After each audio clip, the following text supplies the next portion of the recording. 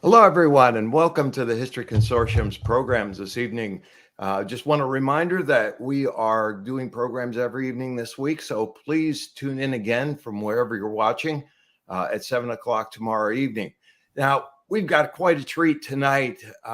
One of the greatest advantages we've had in the past year is that we've been joined by John Lustrea, the Director of Education for the National Museum of Civil War Medicine. And John has been a really wonderful asset to the History Consortium. We're so glad to have him. A couple of other things you might want to know about John is that he has a master's degree in public history from the University of South Carolina, and he also worked at Harpers Ferry National Historic Park. And by the way, if you haven't seen the National Museum of Civil War Medicine in Frederick, Maryland, put that on your bucket list if you're at all interested in history.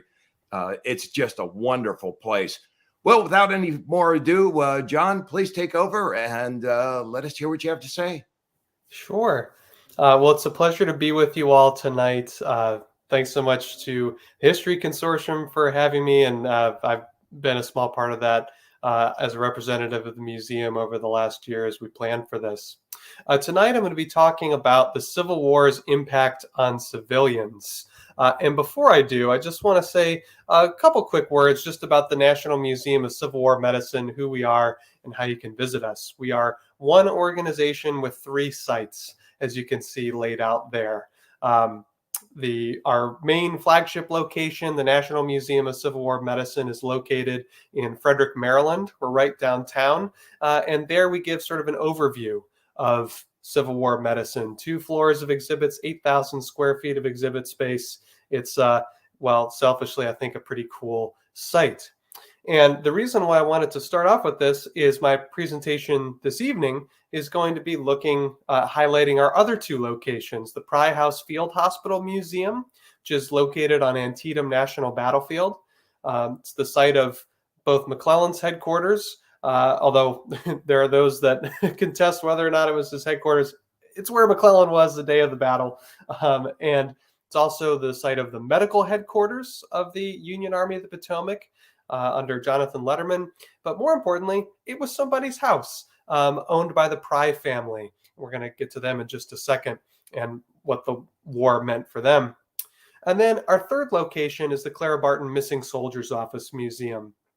That's located in downtown Washington, D.C., just a couple blocks from Capital One Arena, and where we have been closed there for much of the last year while we were trying to find someone to work there.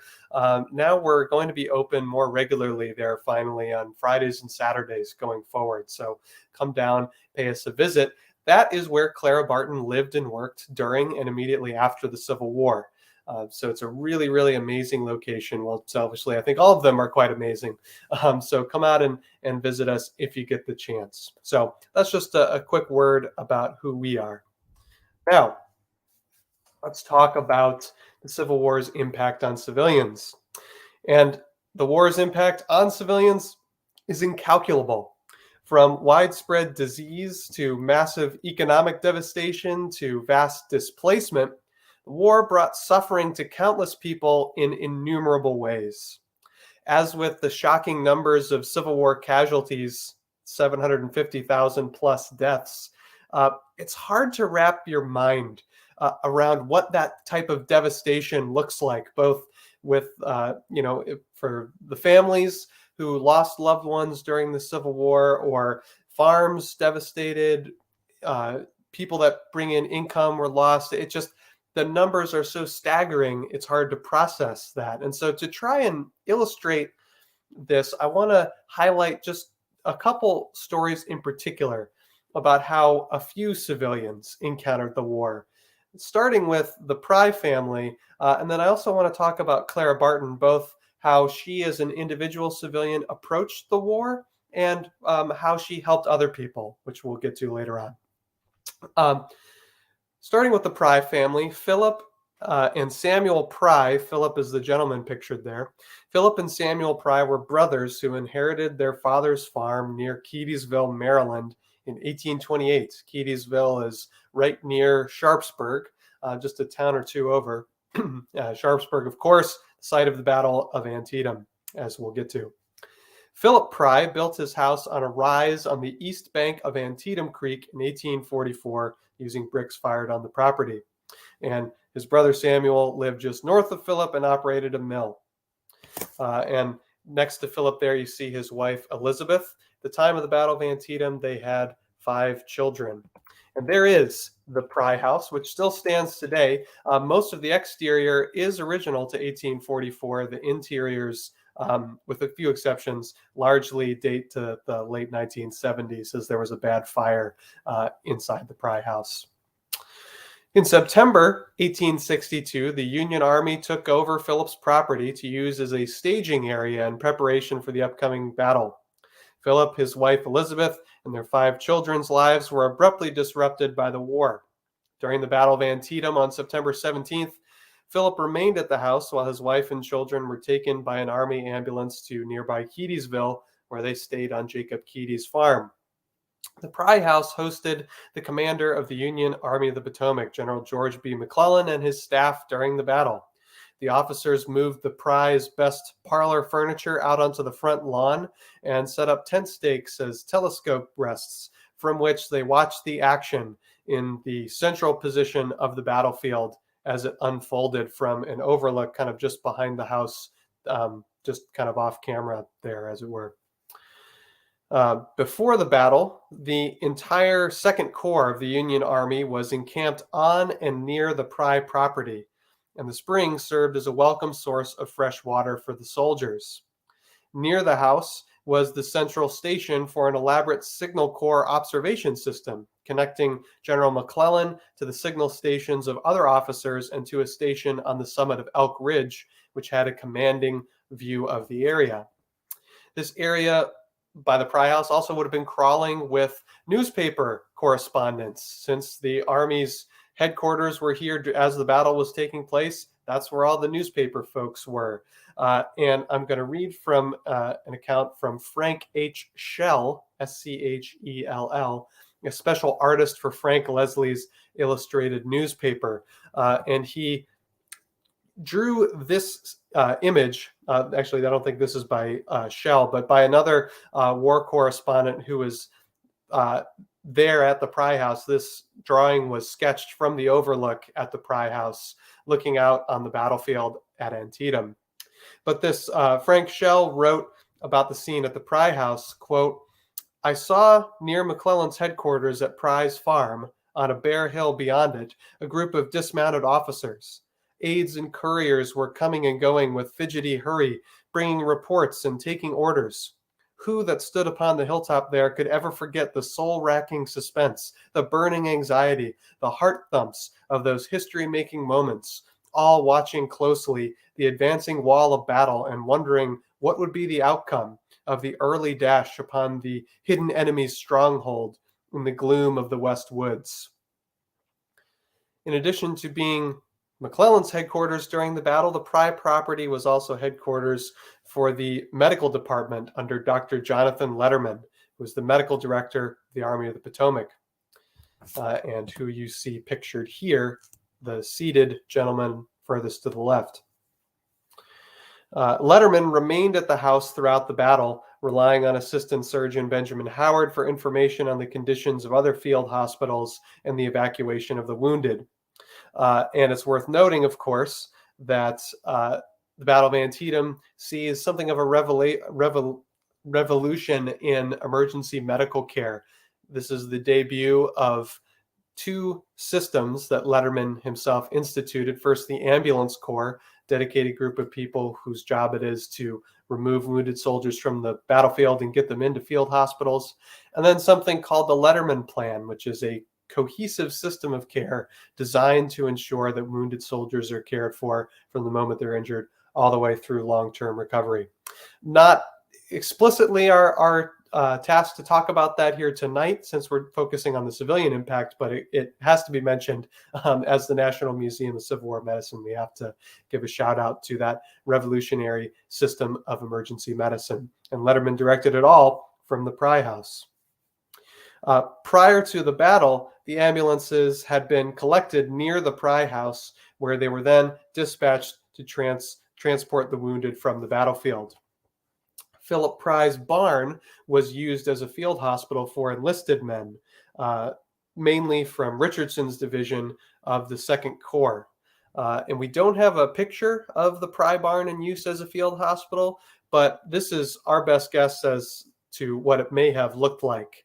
Um, again, not specifically the Pry barn, but would have looked something like this. The Pry barn, the R.F. Kennedy and Henry Nealkirk farms on the west bank of Antietam Creek were all under the direction of Surgeon John Howard Taylor. At least 1,500 men were treated at these three locations, meaning that somewhere between 400 and 700 wounded soldiers were cared for in Philip Pry's barn. The overcrowding left many without adequate clothing and bedding.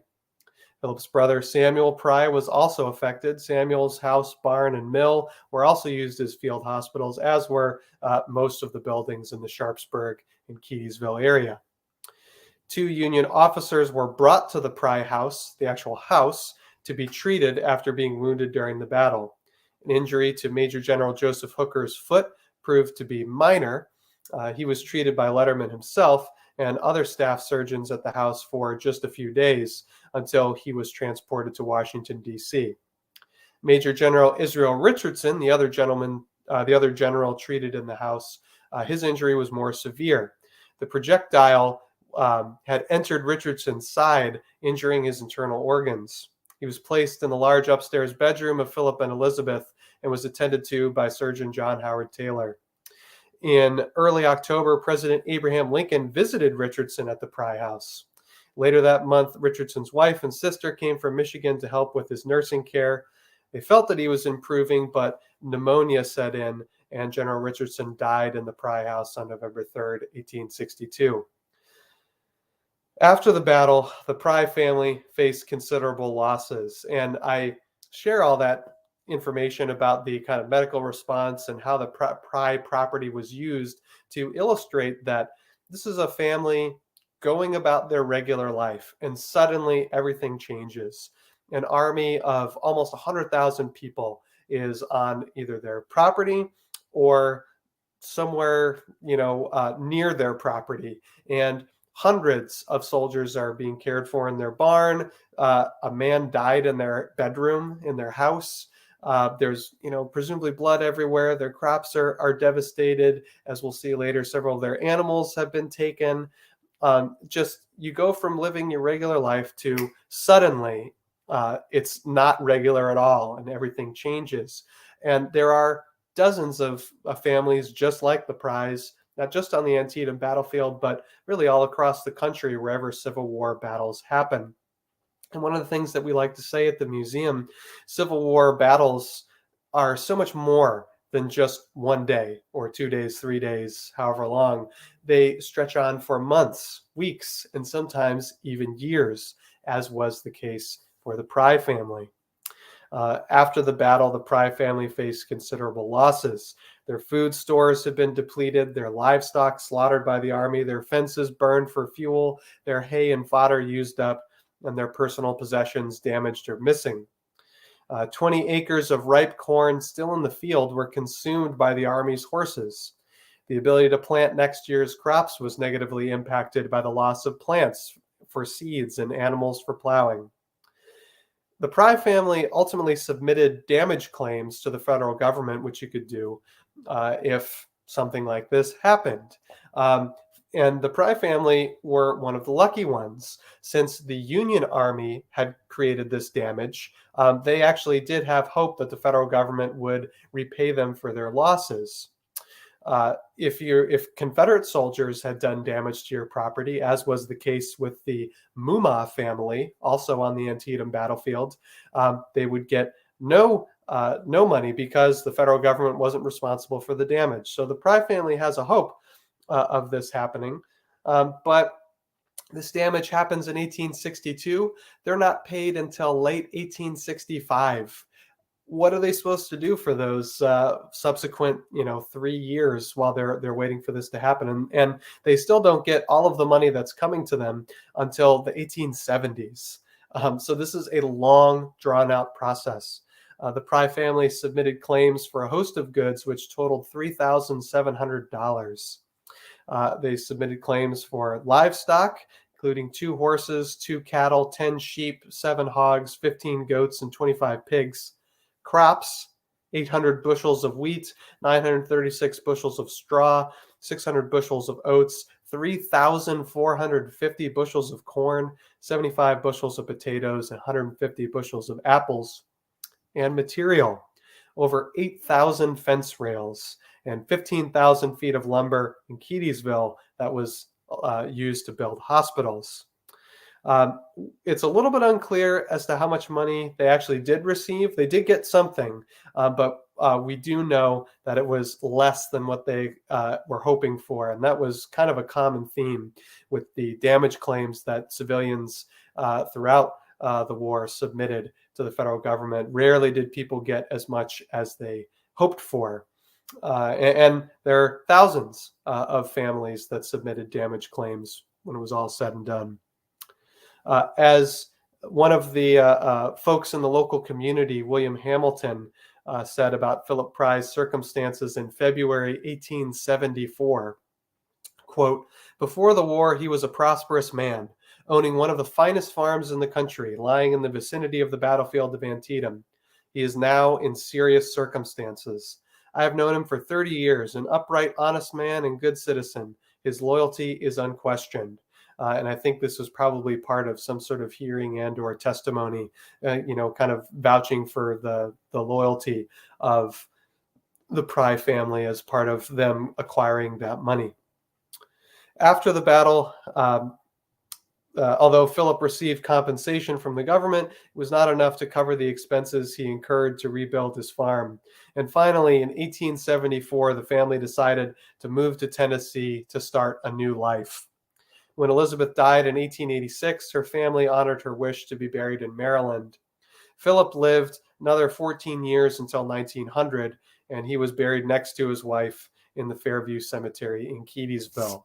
And thus ends the story of the Prys. And I wanted to tell that story not just because it has to do with one of our 3 locations, but because it's indicative of a lot of civilians around the country during the Civil War, both North and South, who were in the midst of a Civil War battle. The war came to them and it really devastated them in intense material ways. So when we're talking about the civilian impact of war, like I said at the beginning, it's hard to process what exactly that means. Well, here's an individual story that kind of puts a face on that a little bit. But of course, the majority of people actually did not have that experience. Everyone was impacted by the Civil War in some way, by virtue of how all-consuming it was. And the number one way that people were impacted is they knew someone in the ranks. And if you knew someone in the ranks, the odds were that they were almost certainly sick at some point during the war, and perhaps they may have even died of disease, as 2/3 of all Civil War deaths came as a result of disease, only 1/3 from battlefield injuries. We're in the age before germ theory. And of course, there's no personal identification or necessarily any way to see what happened to know what happened to your loved ones. There's no kind of systemized way to make that happen. And so enter Clara Barton. And before I talk about the initiative that she strikes up in the closing days of the Civil War, I want to just, of course, give a quick overview. This is a picture of a mural located in the lobby of the Clara Barton Missing Soldiers office in downtown Washington, D.C. We had this done it was completed in December of 2019, just in time for basically nobody to see it.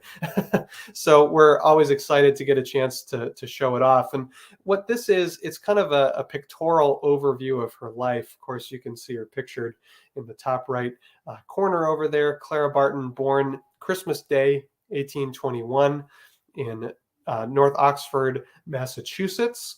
She gets her start as a school teacher, which you can see in the top left corner there. Even though she has a fear of public speaking, she goes on to found the first public school in the state of New Jersey and winds up ultimately in Washington, D.C. by the time of the Civil War as one of the first female employees of the federal government. And it's while she is in Washington, D.C., living at the boarding house where which is the museum today, Clara Barton discovers that, and I'll skip ahead a couple slides here. And by the way, her boarding house, it's just at the edge of the picture, off on the right side, the left-hand side over here, somewhere down in that direction. And front and center there, by the way, is Alexander Gardner's photography studio, which was right near where she lived. Edward Shaw there is her landlord. But what initiates Clara Barton into the Civil War, something called the Pratt Street Riots, which is what this is a picture of here. Some of the first soldiers to come to the nation's capital during the Civil War were from a unit called the 6th Massachusetts. There's a conflict as they're changing trains in Baltimore. Pro-Southern citizenry start to throw rocks and shots get fired, and there's several soldiers who are killed and wounded. And when they arrive in Washington, D.C. on the train, Clara Barton and her sister Sally are there to greet them, to offer any assistance they can. And as the soldiers are getting off the train, Clara Barton is struck that suddenly, she realizes she knows some of these people. They were students who she cared for during her time in Massachusetts. So immediately the Civil War is personal for Clara Barton. And the soldiers are put up in the nation's Capitol building because there was no large military hospitals at this point in the Civil War. They didn't really know that they needed them, or they didn't think that they might need them. So they're put up in the Capitol building, and Clara Barton gets 3 wagon loads of clothes, food, medical supplies, bandages, you name it, and she brings it down there and distributes them. And this kind of energizes her. So she starts soliciting donations, she gets stuff together, and she periodically goes out to the battlefields. Famously at the Battle of Antietam, actually just a mile or two from the Pry family, Clara Barton puts in amazing service, arriving in the nick of time as medical supplies are running out on the battlefield as it's happening, which is unusual for a woman medical professional to be there as the battle is happening. There were a few others that did, but the list is a short one. And Clara Barton, among other things, has a soldier shot through the sleeve of her dress that she's giving water to. And for her work at battles like Antietam or Fredericksburg, pictured here, she's given the moniker the Angel of the Battlefield, and she gains some kind of nationwide fame. And as the war starts to wind down, Clara Barton realizes that her medical efforts are less necessary. The military medical departments start to catch up, and Clara Barton, she's not as needed on the front lines, and so she starts to try and figure out what her next move is. So we're picking up the story here in. This comes from the New York Herald on January 1st, 1865. It said, "The prospects of a speedy peace, either in the conquest or the submission of the South, have never been so cheering." At the start of 1865. And so to delay its imminent defeat, the Confederacy reestablished the practice of prisoner exchange in early 1865. A result of the resumed exchanges was thousands of emaciated and desperately ill former Union prisoners from infamous camps like Andersonville and Belle Isle began arriving at a designated drop-off point known as Camp Parole near Annapolis, Maryland. And there's a picture of Clara Barton there. At the beginning of 1865, Clara Barton had returned to Washington, D.C. to nurse her brother Stephen and nephew Irving Vassall, who had both fallen ill. While Barton was in Washington, Vassall, a government employee, had heard news that exchanged Union prisoners were returning in poor condition, that the government needed help notifying the relatives of those who were missing or had died in captivity. Vassall relayed the information to Barton in the hope that she might be able to offer assistance. Barton would grow eventually to empathize deeply with families suffering loss because she would eventually lose both Stephen and Irving that spring. In February of 1865, Barton wrote to President Abraham Lincoln in pursuit of permission to become an official government correspondent, seeking those who had vanished during the conflict. In an effort to capture the attention of a man besieged by correspondence, she wrote her letter in exceedingly grandiose script, as you can see pictured on the screen there. And as the letter states, quote, "To His Excellency, Abraham Lincoln, President of the United States, Sir, I most respectfully solicit your authority and endorsement to allow me to act temporarily as General Correspondent at Annapolis, Maryland, having in view the reception and answering of letters from the friends of our prisoners now being exchanged. It will be my object to obtain and furnish all possible information in regard to those that have died during their confinement." And so begins the Missing Soldiers Office. On March 24th, 1865, Barton received the sanction of the president to go to Annapolis in an official capacity, and her job would be to list the names of those who had died in captivity and notify their families. This, of course, is the age before dog tags or personal identification of any kind. And so the need that Clara Barton saw was perhaps I can furnish families with information. So the greatest impact of the Civil War on civilians, perhaps, was the shocking amount of people that never came home from war. And so Clara Barton offered to give some closure to families by, like I said, trying to be an official way in which she would notify families of the passing of their loved ones. So when Clara Barton arrived in Annapolis at Camp Parole, which is pictured here, she was shocked to find over 360 letters already waiting for her. Each asked about the fate of a loved one who had gone off to war but had not come home. Barton set out to ask the recently released prisoners arriving at Camp Parole about the whereabouts of the missing. But the letters of inquiry kept coming faster than she could gather the information, at a rate of about 100 per day. Daily, letters asking for help would come to define her life for the next few years as she boldly created and led the Missing Soldiers Office, one of the first concerted efforts in the United States to search for those who didn't return home from war, and the first government-sponsored effort of that name. Word quickly spread around the nation about Barton's appointment to look for missing soldiers through the newspapers. Even by 1865, Barton had developed a reputation as a friend of the soldier, thanks to her wartime nursing work. She often traveled to battlefields to help the sick and wounded, so loved ones, even during the war, would occasionally send her letters inquiring if they had seen her relatives. Barton's official appointment meant that she received thousands of letters from concerned relatives, primarily women, looking for loved ones. The letters Clara Barton received, overwhelming though they were, performed an important function. In order to locate missing soldiers, she needed to know that a given soldier was missing in the first place. At Annapolis, Barton witnessed chaos as thousands of emaciated former prisoners disembarked from the vessels that carried them to freedom from Confederate prisons. As the weakened men struggled from their ships, Barton noted that inconsistent record-keeping made it almost impossible to know who had been left behind in the graveyards at the prisons.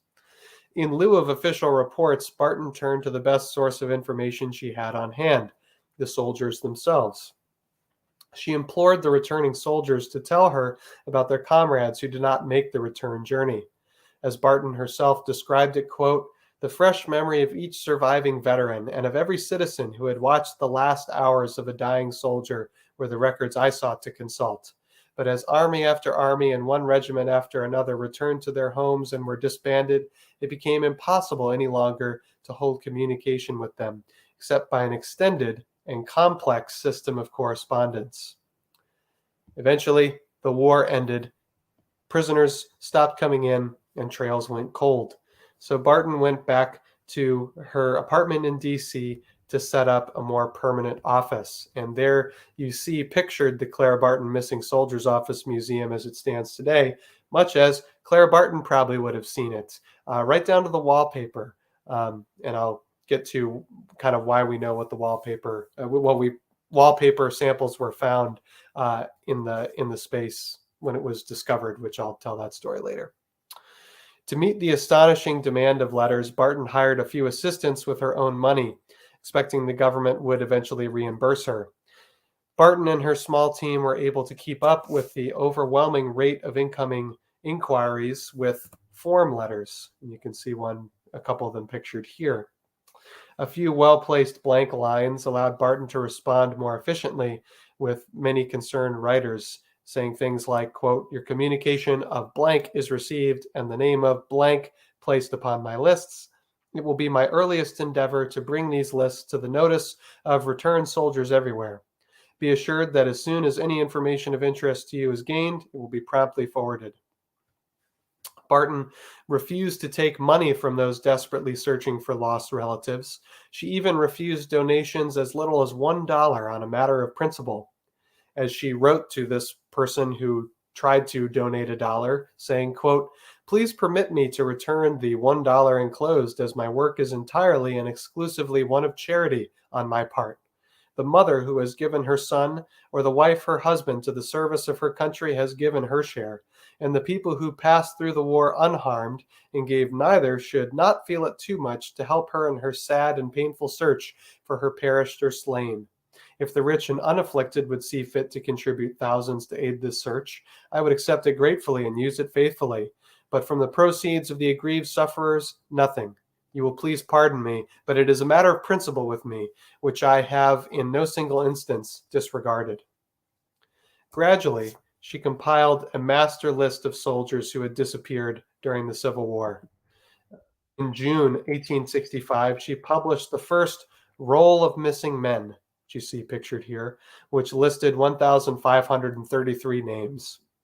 By the conclusion of her work with the Missing Soldiers Office in 1868, 5 separate rolls, like the one you see here, were published, containing 6,650 names in total. These lists organized the names by state and contained instructions for anyone with knowledge of these men's whereabouts to write to her. President Andrew Johnson allowed Barton to use the larger government printing presses to publish the rolls of missing men, a task that would have been prohibitively expensive otherwise. Barton explained to one concerned writer how she curated the names on her rolls of missing men. Quote, "The appearance of a man's name upon my roll is simply evidence that some friend is asking for him, and the non-appearance signifies that he has not been inquired for, or there has not been a time to get his name upon a roll." Not all the missing soldiers wanted to be found. There was one case, at least that we have a record of a soldier who was discovered alive. And he wrote to Clara Barton asking what cause he had for his name to have been, quote, "blazoned all over the country," to which Clara Barton replied with a very stern letter, quote, "The cause of your name having been blazoned all over the country was your unnatural concealment from your nearest relatives and the great distress it caused them. What you have done to render this necessary, I certainly do not know. It seems to have been the misfortune of your family to think more of you than you did of them, and probably more than you deserve from the manner in which you treat them. They had already waited until a son and brother possessing common humanity would have seen fit to write them. Your mother died waiting, and the result of your sister's faithful efforts to comply with her dying request mortify you? I cannot apologize for the part I have taken. You are mistaken in supposing that I am anxious for your welfare. I assure you I have no interest in it, but your accomplished sister, for whom I entertain the deepest respect and sympathy, I shall inform of your existence, lest you should not see fit to do so yourself. I have the honor to be, Sir, Clara Barton." A delightful letter in Barton's corpus of letters, which is plenty delightful in its own right. But I can't talk about Clara Barton, the Missing Soldiers Office, and not bring that up. A meeting with someone named Dorrance Atwater, who is pictured here on your right, in June of 1865, propelled her Missing Soldiers Office mission to new heights. Atwater kept a hidden and detailed list of those who had died at the notorious Andersonville prison during his time in captivity there. After seeing the first roll of missing men, he decided to contact Barton to offer his help.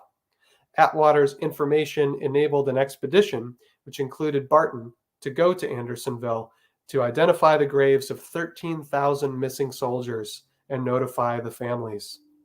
The team eventually established a national cemetery at the location of the prison. The whole process lasted through the middle of August. As a part of the Andersonville team, Barton played a significant role in bringing closure to thousands of families, but she was unsure how much longer she could continue to search for missing men without extra money, as her personal funds were beginning to run dry. It was not until early 1866, with the assistance of her friend Frances Dana Barker Gage, that Barton was able to raise money to continue her work. Gage wrote several pleas for Barton in the New York Independent, soliciting money for her noble cause. There's Andersonville National Cemetery there.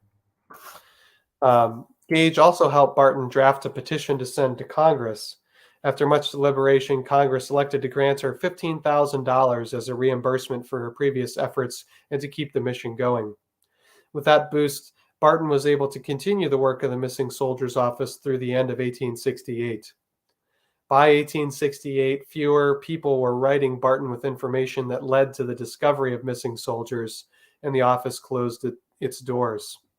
That did not stop the letters from coming in, however, with some letters arriving as late as 1880. And it's possible that letters came in even after that.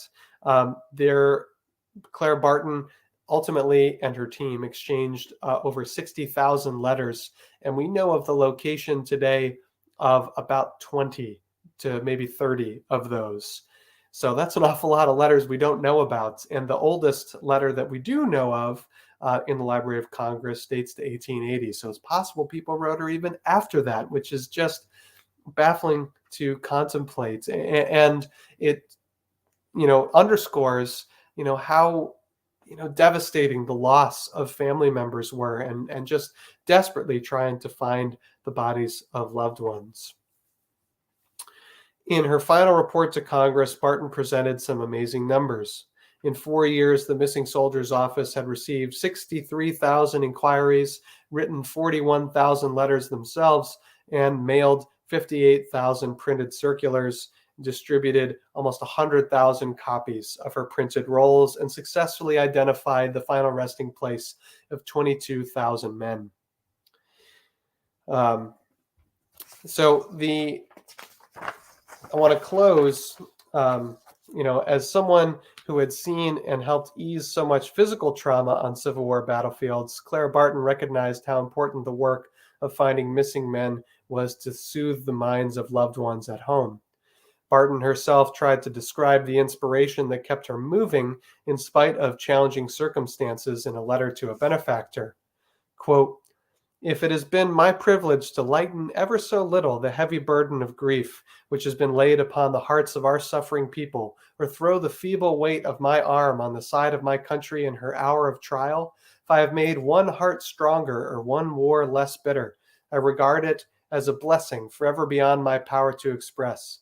And whatever yet remains to be done, or however weary I may become even in well-doing, my soul will always be lifted up, my hands straightened, my step quickened, and the miles shortened by the reflection that the hearts of good men and women are with me in my work, that I carry their respect and approval, and that their generous consideration is helping me on to its accomplishment." Well put by Clara Barton. And I tell the story of the Missing Soldiers Office to, again, illustrate another aspect of how the Civil War impacted civilians.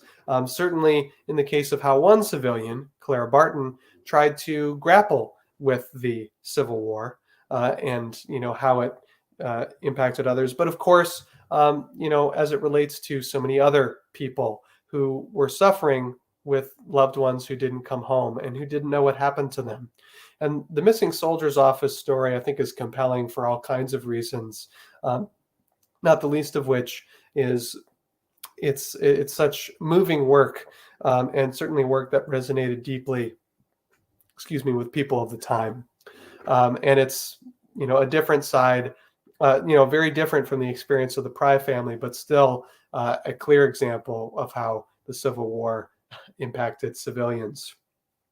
Before I take time for questions, which I'd love to do, you can leave those in the comments and they'll work their way to me. I want to just share a quick epilogue as it relates to our museum location in downtown Washington, D.C., and how the Clara Barton's wartime home and the missing soldiers office story as a whole was almost lost to history.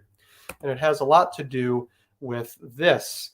This is a picture from the Triangle Shirtwaist Fire in New York City, which happened in the early 1900s. And because of this, that's where we get modern fire codes. When Barton left her apartment on the 3rd floor in that building in downtown Washington, D.C., it was, lightly occupied afterwards. But when fire codes came around, the building owner didn't want to bring the 3rd floor up to fire code, so they closed it up and used it exclusively for storage, basically. So no one really was there from the kind of late 1800s to the 1990s when the building was about to be torn down. Here it is in 1979, when it was a shoe store. Clara Barton's window is obscured. She would have been up on the kind of top left-hand side there. There was a government carpenter in the missing soldiers office closing the building up for Thanksgiving. It was going to be torn down in a matter of weeks when he felt a tap on his shoulder, which inspired him to look up to a hole in the ceiling. He climbed a ladder, this very ladder, in fact. Braver man than I reached his hand up in there and put his hands on the missing soldiers office sign, which I showed earlier in the program, and discovered 3,000 plus artifacts from Clara Barton and her landlord, Edward Shaw, that were left behind in the attic space. And long story short, since 2015, we now operate it as the Missing Soldiers Office Museum downtown. So the building almost lost to history. Really fortunate that it has stuck around, thanks to a tap on the shoulder.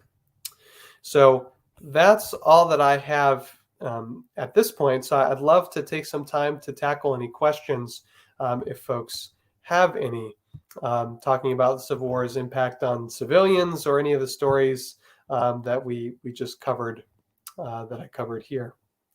So I'll wait for those to materialize in the chat, but I'll say, if we don't have any that come in, please do come and visit us, the National Museum of Civil War Medicine in Frederick, Maryland, Pry House Field Hospital Museum on Antietam National Battlefield. We're closed for the season, but we'll open up for large group tours. And then the Clara Barton Missing Soldiers Office Museum in downtown Washington, D.C. We're open Fridays and Saturdays for folks to come for a visit. I know after my program here tonight, coming up at the top of the next hour at 8 p.m. Eastern Time, we have another program put on by the History Consortium, wherever you're watching this program now, done by Matt Borders coming up, and that's going to be a really, really good program. So definitely stick around and come back for that. All right, I see my first question coming through. Could you talk about other sites in our area that people might be interested in visiting that tell the story of the civilian impact besides what we have operated by the Museum of Civil War Medicine? That's a good question. What first comes to mind, at least in Frederick County, is Monocacy National Battlefield. Of course, that heavily focuses on the battlefield narrative, but there are people that lived on the property. It's fought over farmland, and I know that is part of what they talk about there. So, and actually Matt Borders, who's speaking next, works at Monocacy, so he would be a great person to ask that. And then I'm thinking, historic sites. A place like Heritage Frederick County Historic Societies, that's what I'm trying to come up with, that might have civilian records from people who lived in, communities during the Civil War where armies passed through, which certainly Maryland was kind of ground zero for some of that during the Civil War. And I'm thinking in Heritage Frederick, which is kind of the Frederick County Historical Society, they have in their collection Jacob Engelbrecht's diary, and he comments, extensively on what it was like as armies went to and from. And you can go visit them, their hours on their website. I'm trying to think of other sites. The Maryland Room in the Frederick County Public Libraries. So anyway, I'm not coming up with great answers for you here, because actually, I think we are kind of unique, not entirely unique, but unusual, I'll say, in our sites that focus as heavily as they do on this type of a story. Not a ton of places do. See, another question. Would you have any books on this topic to recommend? Let's see. Well, there's just a good one specifically about this civilian impact at the Battle of Sharpsburg. I think it's just called War Came to Sharpsburg or something. It just came out recently. Let me quickly look that up as I'm talking here. When Hell Came to Sharpsburg, the Battle of Antietam, and its impact on the civilians who called it home. So that's as on the nose as you can get. And that's by Stephen Cowie, Cowie. And you can get that for sale at a National Museum of Civil War Medicine bookshop. So that's certainly right on the nose. As for Clara Barton biography, which talks more extensively about her missing soldiers office work, you can look up Woman of Valor by Stephen Oates, also for sale in our gift shops. And then beyond that, trying to think beyond kind of those specific stories that we highlighted tonight. I know, for example, on the Gettysburg battlefield, there are books. I think there's one just called The Farmsteads of Gettysburg, which kind of highlights that story. And I know, too, that we at the museum have done a few videos about civilians in Gettysburg, trying to highlight that story. So there's that. There is a great project talking about the people that lived in Fredericksburg, and you talk about people that were in it through the Civil War. Of course, there's a battle fought in the town of Fredericksburg and immediately outside. That was very uncommon during the Civil War. Or certainly Vicksburg is another example of that, something that was really in it. But in Fredericksburg specifically, it's done by folks at what's the person's name? But I think it's called the Valley of the Shadow Project or something like that. And there's a very well-known historian, and I'm blanking on their name. This is killing me, but I believe it's called the Valley of the Shadow. Valley of the Shadow Project. And there's a book that was put out that, and it kind of highlights two communities. Ed Ayers, that's the person who oversees that project. And there's a whole digital component to it. It's really, really well done. So that's a great case study about that. So the Valley of the Shadow, two communities in the American Civil War, put out by Edward Ayers. Let's see. So there we are. I see that's all the questions we have so far. Hopefully that was helpful. Hopefully you enjoyed the program. Thank you so much for tuning in. It was a pleasure to be with you all here this evening, or whenever you're watching this, if you're not watching it live. Stick around. Coming up, we have Matt Borders presenting at the top of the hour, 8 o'clock Central Time. So stick around for that, and really appreciate all of you folks tuning in. So this is John Lustrea signing off from the National Museum of Civil War Medicine. So everyone have a great rest of your evening.